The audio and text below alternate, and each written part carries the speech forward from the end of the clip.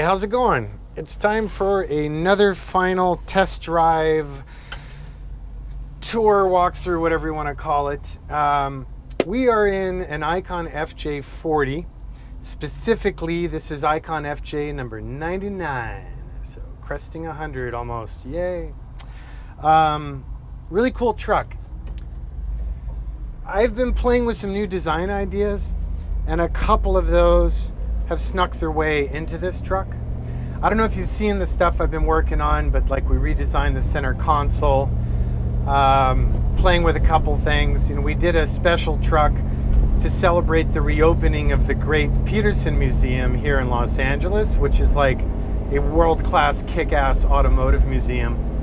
And I kind of took that opportunity to build sort of a prototype ICON FJ, specifically an FJ44. And what I wanted to do was try out about 30 or so new ideas that, for the most part, nobody had asked for, but were just kind of bugging me personally and I wanted to see done. So those of you who follow us on social media may have noted my dumbass rolled that truck out in the desert doing some suspension testing. So the video on that will be pretty comprehensive, but understandably delayed due to my bad driving decision off-road, trying to get that super sexy photo of rooster tails from all four wheels on the flats. Went into a side slide, front bit, over I went.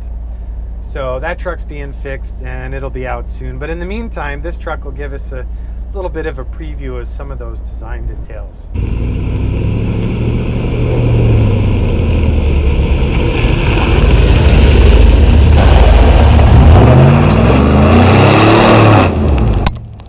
So like I said, it's an FJ40.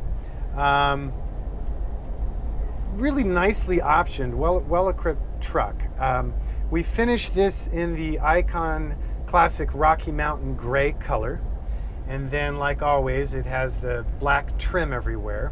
One subtle change that I made on this truck is that instead of doing a like a black wrinkle finish powder, I did what's called a Mini-Tex finish. The reason I did that is I noticed trucks that are in like really lousy, salty environments, the black wrinkle actually creates a lot of surface craters, which is an opportunity for moisture to sit there and slowly eat. So that means steel components, I was starting to see surface corrosion in the powder. This is on trucks that, you know, been out in the field for 5 years plus. So glad that we have those relationships with our clients so I can learn from issues like that and improve. So I did. Mini-Tex has less surface area and is a more durable coating. And I actually kind of like the aesthetic. It's more like satiny, velvety versus, I don't know what you call it, but whatever. So you'll notice the roll bar, some of the door trim, the gauge and glove box face and the grab handle are all now in that new finish. Otherwise, we should talk about the standard specifications on this truck. This is running our 5.3 LS motors. That's an aluminum fuel injected V8. And then we're running the General Motors 4L65E transmission with our new and improved column shifter interface, getting rid of the floor shifter. And that in turn delivers the power through the part-time four-wheel drive shift on the fly Atlas 2 transfer case. Axles are our beloved Dynatrac Dana-based axle assemblies. Those are all 100% new down to the castings. That's a Dana 60 in the rear and a 44 in the front. For brakes, this truck is running our Sport Brake package.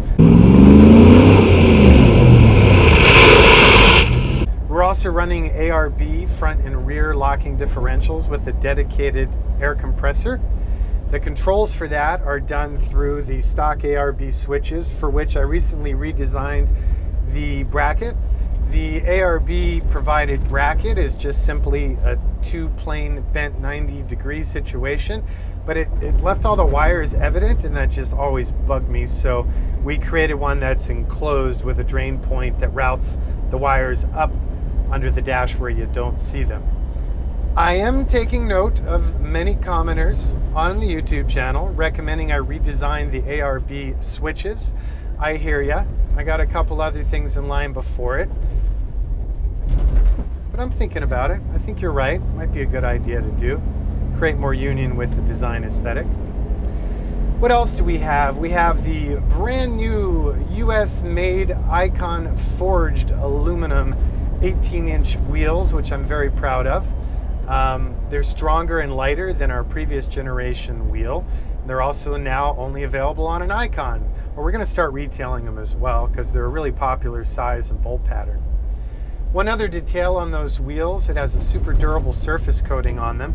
Also, the center caps on the wheels, traditionally, nowadays, they're all plastic.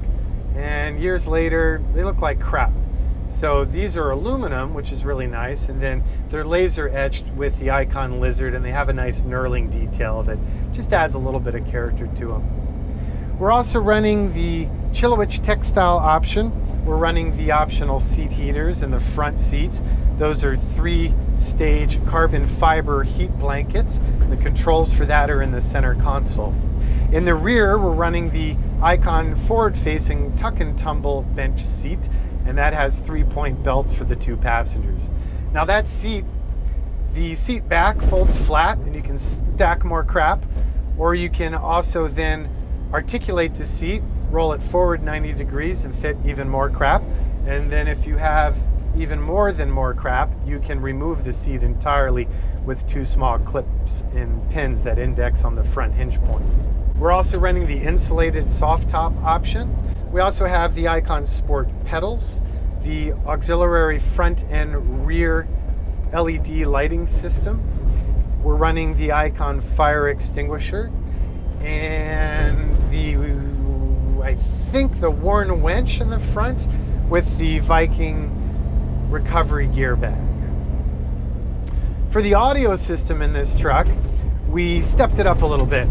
Not only did we integrate the newly redesigned ICON center console, we also fit the Pioneer head unit that has the Apple CarPlay system. So you get navigation, voice to text, email, app management, and all that via sort of an Apple style user interface, which I'm so happy is out now. It works really, really well. The ICON center console, let's talk about that a little bit. Basically, my existing US supplier for the center console, good people, but they're really kind of comfortable doing what they're doing and selling what they've been selling forever. Me, on the other hand, being the geek that I am, really wanted to evolve the center console. Most notably, I wanted to provide fitment for double-din audio so we could get all this enhanced usability.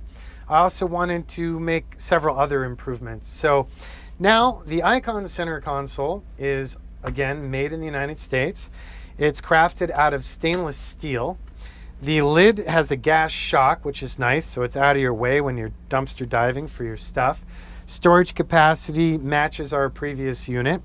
The hinges are a much smarter design that get away from a piano hinge, so you get better surface coating with the powder coat finish, and it's easier to maneuver and adjust over time. The lid also has this gas shock, which I'm a big fan of. I designed it so it's at an angle that it's never in your way for loading gear. Some people early on were commenting about that being a hassle, but even from the passenger side, it's just not in your way. Trust me. I also redesigned the latch, so now it's simply a tap to shut, and then you push the small button to index it, and then obviously it has a locking provision. The audio compartment has its own lid, so this lid folds back, and then that gets sandwiched under the primary lid for security reasons.